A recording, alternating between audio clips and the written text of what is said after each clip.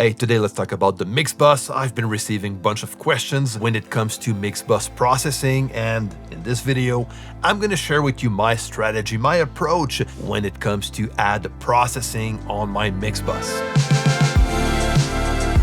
Hey, what's going on? Chris Lim here from Mixdown Online. So let's jump right in and talk about mix bus processing. Now, the important thing to know about adding processing on the mix bus, whether you're working with hardware or plugins, is that everything you add on the mix bus will affect the whole mix. So on my end, I'm always very gentle when it comes to mix bus processing, because I know it's going to affect everything I worked on during the mixing stage. So small moves are going to go a long way when it comes to the mix bus. Now, there's three aspects I look at when it comes to add processing on the mix bus. The first is to add processing that I mix into, meaning that these are kinds of plugins or hardware that I have on my mix bus right away from the beginning of my mixing process. So everything that I mix, all the tracks that I mix are going through those plugins or those processing that are on my mix bus. And then I'm going to use the mix bus also in some processing on the mix bus to identify problems that I might have down on my track level. Okay, I'm going to share that with you later on. And there's also using processing, plugins or hardware to enhance the sound, the general sound of the mix. And by adding those processing on the mix bus, that works pretty well. So let's jump in Cubase, look at the processing that I have on my mix bus that I'm used to work with, that are part of my template. And the first one is a console emulation plugin. And just so you know, every time I load a mix from my mix template, all those plugins are bypassed. They are inserted. They are right into my template, but they are bypassed. Now, if you're wondering how I was able to build and design my own mixing template, I'm going to encourage you to check out my free workshop, How to Build the Perfect Mix Template. The link is down below. It's 100% free. Check it out. So the first on the list is a console emulation plugin. And the one that I'm using, that I started to use recently, is by a small plugin company called Hornet. And the plugin is Analog Stage MK2. It's a very nice, inexpensive console emulation. It's high quality, okay? It's like $20. Now, I'm not sponsored whatsoever by Hornet, but if you want to check it out, I'm going to leave the link down below. So it's very subtle. Again, it's just going to add a bit of console color, a kind of an analog vibe to the sound. So let's have a quick listen. Now, the song that we're going to work on today for this video, I've worked on this one before, and it's a song by a band called Dip Stick Bubble One. The song is Truth or Lies, and that was actually part of a mixing challenge from MCC, which is the Mixdown coaching community. It's a private community where I give some mixing feedbacks and mixing challenges, so on and so forth. The link is down below if you want to check it out. And that was part of a challenge that we had to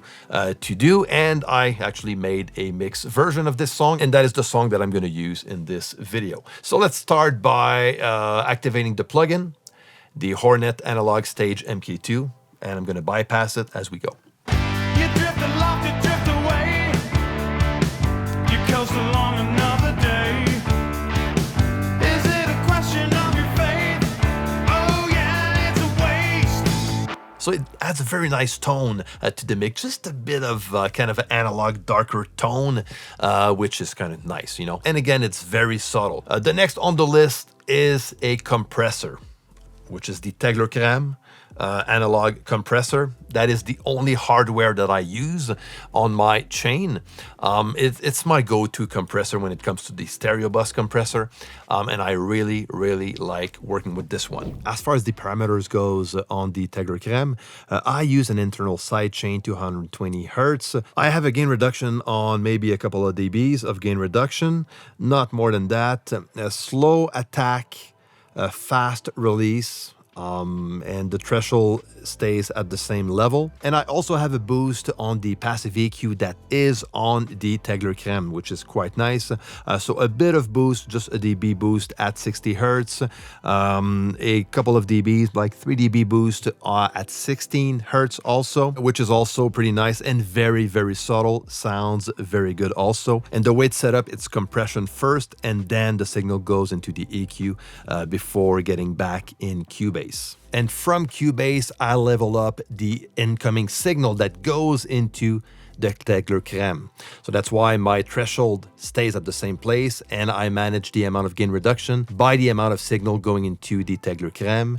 And this is how I do it from Cubase, just by adding the send gain level up or down to balance that out. And I forgot to mention that I have a 2:1 ratio on the compressor as well. Now, all the parameters on that compressor stays the same. I don't touch them. I just use all the same parameters for any mix that I do. So this way I don't have to recall every time I load the session.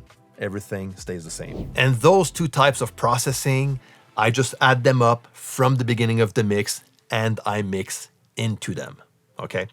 And especially for the compressor, the reason why I mix into compression is to make sure that all of my decisions that I do on the mixing stage while mixing my tracks are going to go through that compressor, which his role is to glue the mix together and not to affect the dynamics of the whole mix. So that's why all of my dynamic decisions are made while my signal goes through that compressor. So if I add the compressor after my mix is done, that might affect the dynamics of the whole mix and all the work that I've done during the mixing stage as far as the dynamics goes. So that's why I mix into it. So this way, its role is mainly to glue the mix together. There's nothing wrong on adding the mix bus compressor after you're done mixing your tracks. That is only the way I like to work on my side. You drift aloft, you drift away. You coast along another day. Is it a question of your faith? Oh yeah, it's a waste. Can't shake it.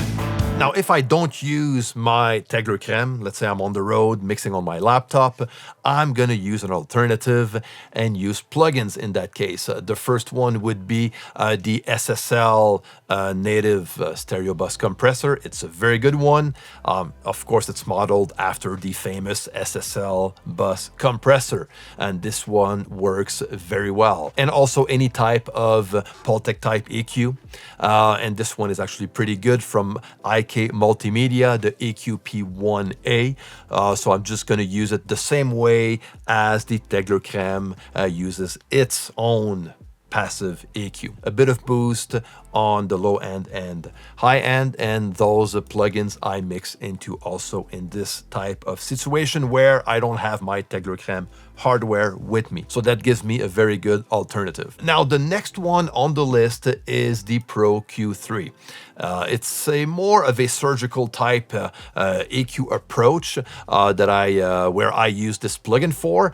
If I need to, most of the time it's bypassed and I don't even use it on my mix bus. But sometimes it's going to help to enhance the sound a bit by cutting in the low mids or maybe in the mid range.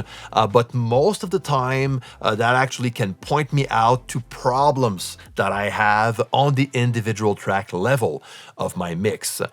So for example, if I have a mix where there's lots of energy in the mid range, I could go on my mix bus, add this plugin on, cut at around 250 hertz, maybe like 3-4 dBs or so, and that will clear up the sound for sure, and will enhance the sound in a way. However, that will affect the whole mix, meaning that all the tracks are going to be affected by this cut. It's not all the tracks that are necessarily a problem in that frequency range. So in this case, if I have to bring down, make a cut of over 3 dBs or 2-3 dBs of cut, that probably means that some of the tracks need my attention. So I need to figure out which one and work on those individual tracks instead of the mix bus. So the mix bus EQ is going to help me to analyze where my problems might be on the individual track level. And it doesn't take a lot. It could be like a synth pad, or just an electric guitar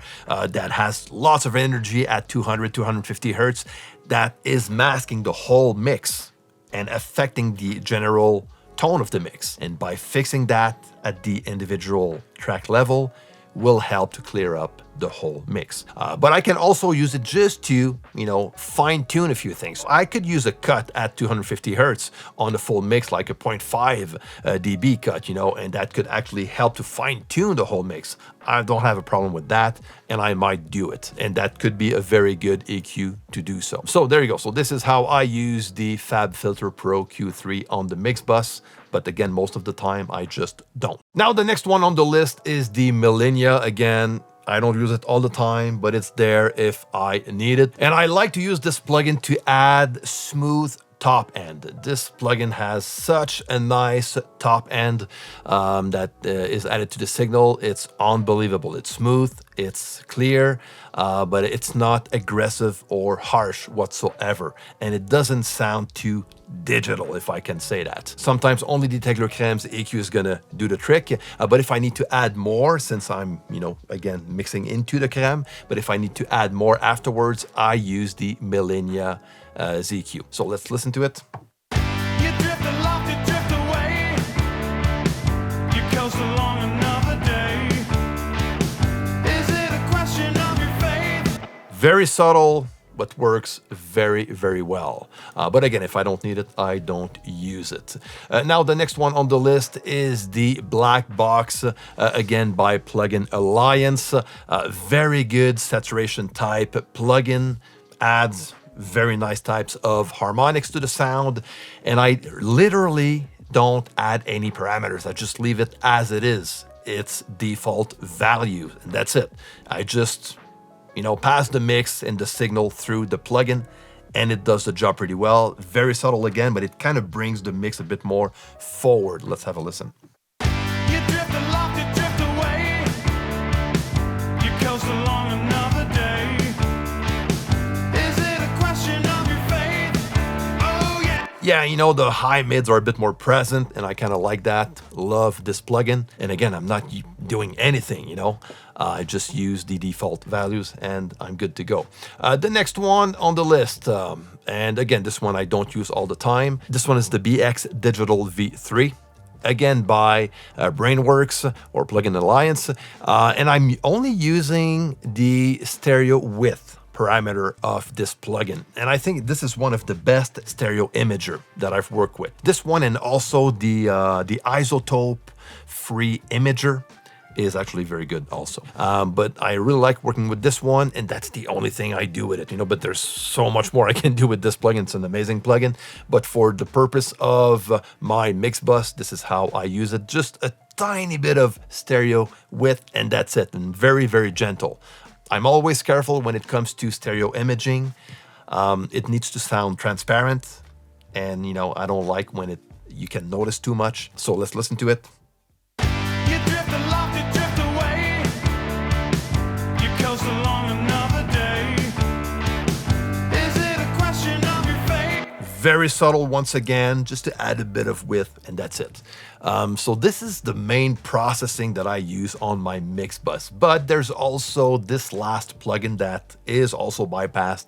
It's a limiter. Now, this is pretty controversial to add a limiter on the mix bus, but I do work with a limiter on the mix bus that I don't bounce the mix with. Very important. I never send a mix to a mastering engineer with a limiter on. It's always bypassed. But I do like to mix into it while I mix my song, depending on the type of song I'm mixing. But for rock, pop, country, it's kind of nice for me, as far as I'm concerned, to mix into limiting, just to have an idea on how my mix is going to translate when playing loud, But I do bypass it throughout the mix also. It's a back and forth relationship that I have with the limiter. So to mix into and also to check. So I go back and forth activate it, bypass it, activate it, bypass it, and I make sure it's off when I bounce my mix, and I don't go crazy with it, you know, 2-3 dBs of gain reduction, not more than that, just to give me an idea. Now, if you want to understand more about mix bus compression, I'm going to encourage you to watch this video on how to understand mix bus compression. I'm also going to leave the link down below. I hope you enjoyed this video. Let me know if you have any questions or comments, and don't forget to like if you enjoyed the video, and also to subscribe to this channel. Until next time, take care and see you.